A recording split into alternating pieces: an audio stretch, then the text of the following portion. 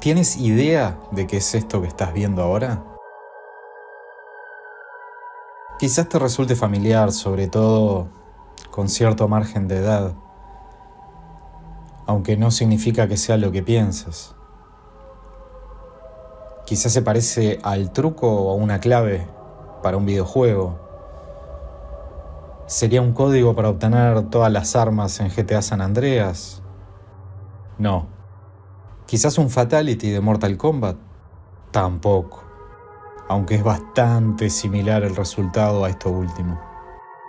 Esta es la secuencia de la agonía, un código de sufrimiento, posiblemente el manual para una de las torturas y formas de morir más aberrantes que han ocurrido a lo largo de la historia de nuestro planeta. Les doy la bienvenida a Legado 51, mi nombre es Damián Toledo y esto es la secuencia de la agonía, el método de empalamiento de Vlad Drácula.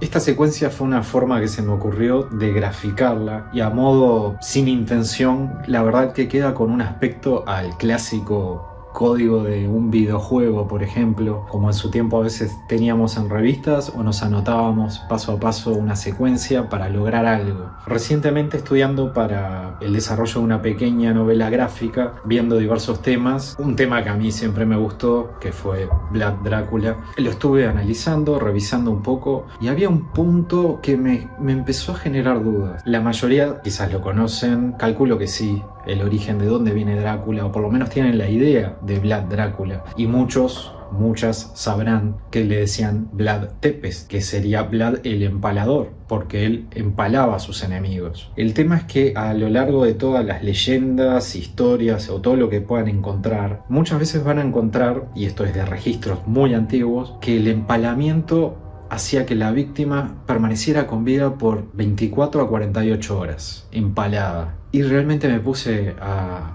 pensar, ¿es posible esto? Empecé a investigar un poquito, a analizar el tema, porque realmente parecía algo inverosímil, atravesar una persona desde abajo hacia la boca con una estaca y que esta persona pudiera permanecer con vida. Entonces empecé a chequear, a investigar un poco, di con un análisis de un médico, Mike Edwards, un cirujano traumatólogo, que hizo este estudio y lo estuvo analizando de forma virtual, obviamente, para ver la posibilidad de que esto sea real. Y fue mostrando paso a paso con una animación 3D para tratar de lograr descifrar un poco a ver si esto era viable. Vamos a ponernos un poquito en contexto, no vamos a desarrollar la historia de Vlad en este momento. A breve modo de resumen, el padre de Vlad, que era Vlad Drácula II, que reinaba en el Principado de Valaquia, tuvo unos inconvenientes, por decirlo así, con los húngaros, entonces tuvo que buscar una especie de alianza con los otomanos, con el imperio, en cierta forma a modo de garantía o de lealtad a este imperio. Él lo que hizo fue dejar a sus dos hijos, a Vlad y Radu, Vlad III, o sea, el Vlad el empalador, cuando era un adolescente, los dejó como muestra de buena fe en el Imperio Otomano. Los dejó como una garantía que posteriormente los recuperaría, se supone. Muchos hablan que en ese periodo, donde Vlad convivió con los otomanos, empezó a ver la crueldad, empezó a ver cómo eran, a aprender métodos de guerra. Más allá de que eran prisioneros, se supone que tenían un trato preferencial, eran educados, o sea, se los educaba, se les instruía en diferentes cosas, y al parecer el joven Vlad III empezó a ver toda la crueldad, cómo se manejaban, y aprender diversos métodos. Dicen que de ahí obtuvo el método del empalamiento. Otras personas dicen que cuando estuvieron como rehenes, entre comillas, o prisioneros de los otomanos, pudieron haber sufrido abusos, sobre todo Vlad, abusos de índole sexual, lo cual pudo haber generado esta especie de odio, de rencor o ese ensañamiento con las víctimas o con sus enemigos, y de ahí el tema del empalamiento. En su momento, bueno, el padre de Vlad y su hermano mayor son asesinados. Vlad ataca y recupera. En realidad los otomanos ayudan a que Vlad vuelva a Valaquia, a quedarse al mando. Esto le duró poco tiempo, casi un año, porque luego recibió otro ataque y tuvo que huir a Moldavia, donde bueno, también se siguió preparando. Fue una historia un poquito larga, pero él volvió a atacar con un ejército y volvió a apoderarse de Valaquia. Él, una vez en el poder, con sus espías y demás, entró a averiguar y a tratar de obtener los nombres, una especie de lista negra, de todas las familias, todas las personas involucradas en la muerte de su padre y de su hermano. Una vez que tuvo esa lista, se supone que hizo una especie de fiesta. Algunos dicen que fue como una especie de cena de Pascua o algo así, donde invitó a todas estas familias importantes, y una vez ahí a los mayores los empaló a todos y a los más jóvenes los envió más lejos a reconstruir un castillo, el cual terminaría siendo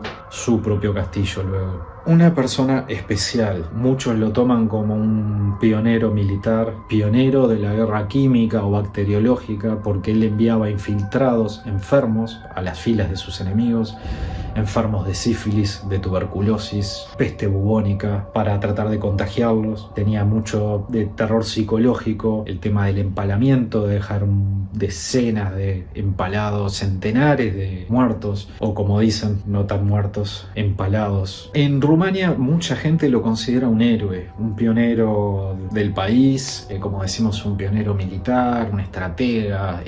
Fue un hombre muy violento, mucha sed de sangre, aunque no tiene que ver, más allá de lo que se diga, no se vincula a que él tomara sangre humana. O sea, el tema de los vampiros y de Drácula, del conde Drácula, va por otro lado, pero era un tipo realmente firme y bastante agresivo. Era un tipo complicado, tenía valores firmes, era un hombre realmente de mucho valor familiar, según dicen. Quería a su pueblo, cuidaba a su pueblo, pero lo tenía bajo régimen realmente estricto. O sea, cualquier persona que saliera de lo que fuera una guía de una vida normal o sana, o se fuera por un mal vivir, ya sabían que terminaba muerto. No le gustaban los mendigos, ni los indigentes, ni los ladrones. También se dice que a esta gente del pueblo que pudiera estar enferma, que mendigaran en la calle o que fueran acusados de ladrones, se supone que en un momento también les hizo una especie de fiesta o una especie de festín en el cual el lugar fue incendiado. Otros dicen que a todos los mandó a empalar también. Fiestas complicadas. En fin, él no toleraba tampoco las infidelidades. Él era muy estricto con la castidad de las mujeres. Las mujeres no deberían tener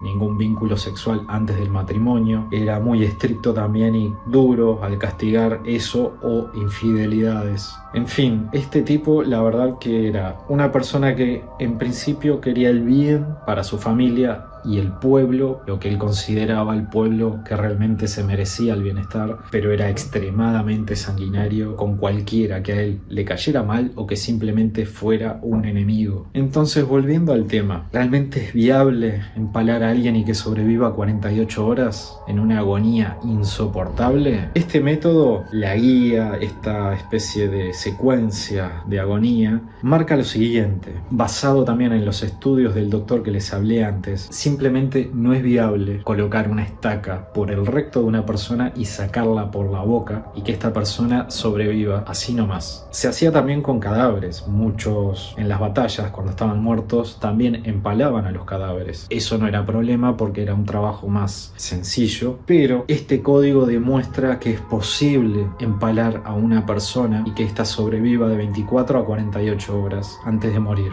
Primer punto a tener en cuenta, la estaca debe estar muy afilada y debe ser bastante fina en el tramo que va dentro del cuerpo. Por eso se teoriza un poco sobre cómo serían las estacas, o si él, en su afán de hacer esto, ya mandaba a sus trabajadores a fabricar este tipo de estacas. Algunos dicen que los cuerpos quedaban elevados cuando estaban estacados o en la estaca, por decirlo así. Otros dicen que los cuerpos caían por su propio peso y quedaban sentados en el piso, pero clavados en la estaca y aún con vida. Teniendo una estaca preparada como para este fin, o sea que sea de un largo bastante afilado, medianamente delgado y con la parte final bastante gruesa, podría permitir que el cuerpo se mantuviera estacado, como que flotando, entre comillas, en la estaca que está clavada en el piso. El procedimiento sería inicialmente, como indica la secuencia, abajo, empezar por el recto de la persona. La siguiente secuencia sería arriba, subir la estaca, introducirla en el recto de la persona, sin importar perforar el intestino. El siguiente movimiento es hacia adelante. ¿Por qué esto? Porque la estaca debería ir hacia adelante, empujar el abdomen para evitar dañar arterias grandes. El siguiente movimiento iría hasta arriba, hasta tocar el esternón. ¿Qué pasa con esto? La idea es que la punta de la estaca encuentre el esternón para no perforar corazón, pulmón, en lo posible ninguno de los otros órganos. Tenía que ir atravesando sí el intestino, pero tratar de no perforar más nada.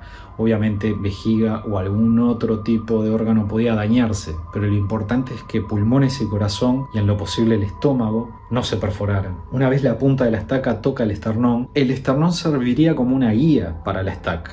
Por eso nuevamente hacia arriba, y se sigue empujando hacia arriba por el esternón hasta llegar a la zona de las clavículas, y ahí con mucho cuidado empujarían para sacar la punta de la estaca por la boca de la persona. Así que en resumen, sería iniciar por abajo, colocar la estaca, luego hacia arriba, meter la estaca por el recto de la persona perforando los intestinos, hacia adelante para evitar dañar arterias principales del cuerpo.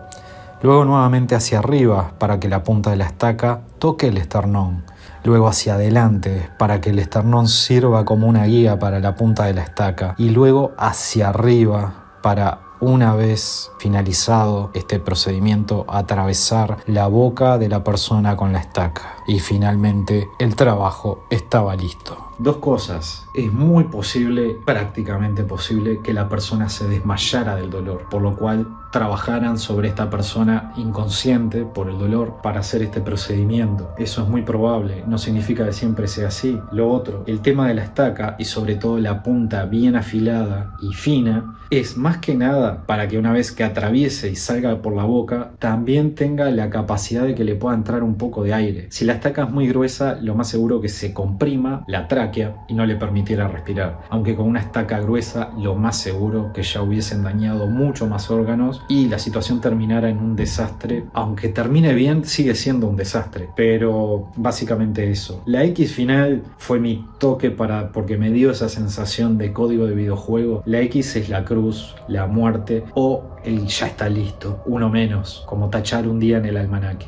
Entonces, en base a lo que he visto, lo que he leído y lo que aprendí de este doctor que hizo esa muestra, y la opinión de él sobre todo, que es un experto, increíblemente es viable que esto ocurra, que una persona pueda ser estacada con este método y sobrevivir de 24 a 48 horas. No es tanto por un tema de que pierda sangre, porque siguiendo este método ninguna arteria grande debería ser dañada, si lo hacían bien. Inclusive, como digo, hacer bien este método es horrible, pero bueno.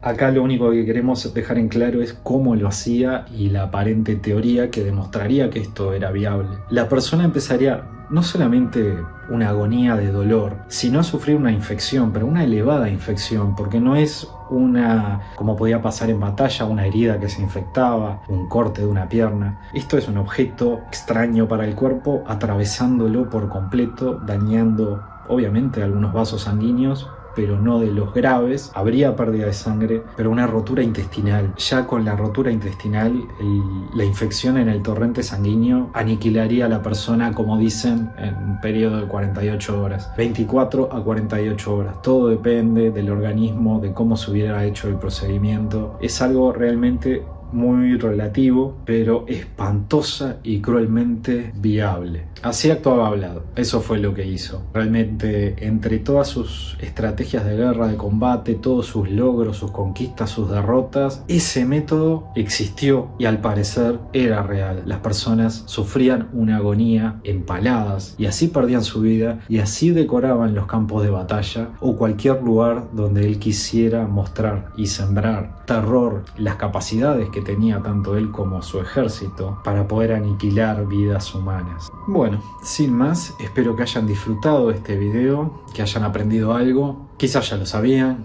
quizás no lo sabían de esta manera, pero bueno, cualquier comentario o sugerencia o algún tema que quieran ver tratado, como siempre les digo, lo dejan aquí en los comentarios del video. Bueno, un like y suscribirse obviamente nos ayuda un montón, y si comparten este video con personas que les pueda llegar a gustar, también se los agradecemos enormemente. El contenido lo estamos haciendo para ustedes y para que disfruten, y porque disfrutamos haciendo esto también. Así que les mando un saludo, esto es Legado 51, mi nombre es Damián Toledo y nos vemos en el próximo video.